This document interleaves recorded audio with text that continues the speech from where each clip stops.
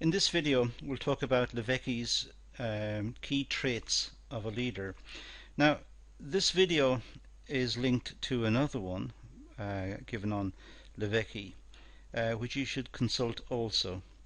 The other one lists a lot of points that Levicki considers to be essential leadership skills, and you should consult that video in the context of this one so you have a wider picture, and also some of the points we make here simply consolidate what was mentioned in the other video, so it's worth looking up for that reason alone. So to start, this is taken from The Leadership Gene, which was published in 1998. So Levicki sees some of the key traits of a leader as follows. It's the ambition and ability to get into leadership positions. Well, leaders must become leaders, and to become the leader they must have the ambition and they must have the ability to get themselves into that position. So inside the person there must be a set of qualities that enable that person to promote him or herself in a way that gets them into a position where they become the leader. They are the ones who lead the particular function that's under consideration. So they must have the ambition to do that. They must want it. And they must also have the ability to do it. Secondly, the ability to make superior decisions and have better quality judgment compared to peers. Good leaders should have a reputation for making good decisions. They should have the ability to weigh up the pros and cons of situations and come down logically on what is a good choice, a good direction to move, and should be able to lead others in the right direction, having carefully evaluated the pros and cons of the situation, having critically evaluated the situation, if you like. They should be able to make a decision which will, chances are, lead to a good outcome, and that will inspire others to follow the leader. The leader will have a reputation of having made good decisions, so the rest of the people involved with the leader will be inspired by that. They will have confidence in the leader, and they will be more willing to follow the leader because of the superior decision making in the past.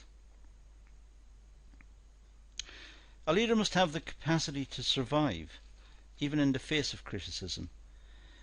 Sometimes things don't go right. Sometimes circumstances conspire against the leader. It may be freak circumstances, just something happens in the environment which was not necessarily predictable, or perhaps the leader, him or herself, made a bad decision, overlooked something which was key, and a bad outcome resulted. Now all of this can lead to criticism and can lead for calls for the leader to resign or to step down or whatever. But in fact what happened was not typical of the person. Perhaps if the leader has a history of making a lot of mistakes, then the criticisms are valid. But if the leader, generally speaking, gets it right and just sometimes slips, that may not be the reason, that may not be sufficient, I should say, to call for the leader's resignation. But leaders must be aware that they are constantly being evaluated by those that they're leading. They're constantly being weighed up in terms of their decision making, their ability to inspire those that are being led, the ability to get the desired outcomes. So they're constantly being evaluated, and there's an undercurrent all the time, perhaps one which is supportive, but when bad decisions lead to bad outcomes, that undercurrent of opinion could turn against the leader. And that has to be borne in mind by the leader. So they must have the capacity to survive. If they're going to be long-term leaders, they must be able to survive the criticism when it arises and be able to turn the situation around. They should have the ability to select effective teams. It's important that the leader be able to delegate. Perhaps in certain organizations, delegation is important. The leader can't do everything.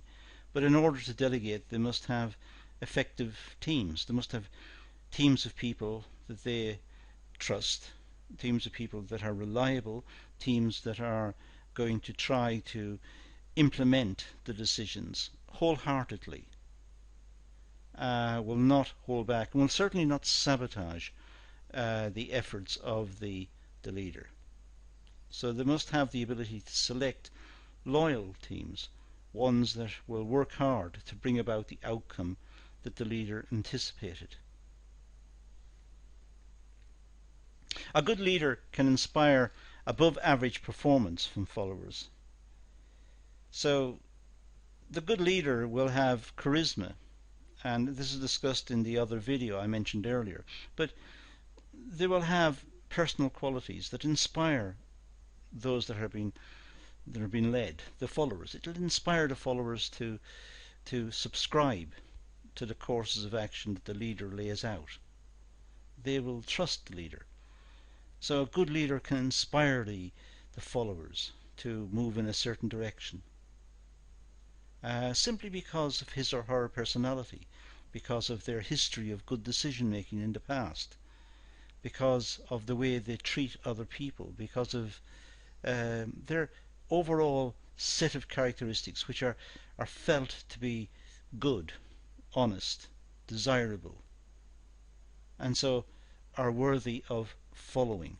So the followers will subscribe to that course of action. So a good leader will inspire the followers. A good leader can introduce change and overcome resistance to change. We all know that we tend to get settled in our ways, and the same in industry and in commerce. There are certain routines, and when the workers have learnt to cope with those routines, they're contented, they're happy, they're working within their knowledge set, within their experiences. They're happy, they're able to complete the tasks. So when a change is required because of perhaps competitive pressure or perhaps innovation or invention, or something comes along to necessitate change, there will be resistance to the change. The chances are the staff will resist the change, and a good leader is one who can explain the change, the desirability of the change, and will encourage the staff to undertake what's necessary to implement the change, so they can overcome the resistance. A good leader must have the capacity to explain and reason and make changes and take the staff with him or her on that journey, the journey from one type of working situation, perhaps a different type of working situation.